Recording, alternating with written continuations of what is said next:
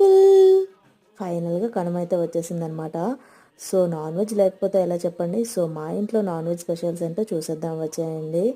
Non వెజ్లో అయితే మేమైతే మటన్ కర్రీ అయితే చేసాము. కొంచెం గ్రేవీతో ఎమ్మీగా వచ్చింది మటన్ అయితే. పీసెస్ కూడా చాలా బాగా కుక్ అయ్యాయి. ఇంకా ప్రాన్స్ కర్రీ అనమాట. ఇంకా రసము, వైట్ రైస్ అయితే చేసాం. నేనైతే బిర్యానీ కూడా కుక్ చేశాను అనమాట. చాలా డేస్ తర్వాత ప్రాన్స్ బిర్యానీ కుక్ చేసా. ఇంకా గారెలు, ఇంకా ఆనియన్స్, ఇంకా నిమ్మకాయలు అయితే కట్ చేసి పెట్టామన్నమాట. బిర్యానీలోకి టేస్టీగా ఉంటుందని. బిర్యానీ అయితే ఇంకా వేడిగానే ఉంది, పొగలు కక్కుతుంది. సో అమ్మ అయితే ప్లేట్లోకి అయితే మంచిగా అన్నీ వడ్డించేస్తున్నారనమాట. సో బిర్యానీ అయితే చాలా యమ్మీగా వచ్చింది. చాలా డేస్ తర్వాత చేశాను.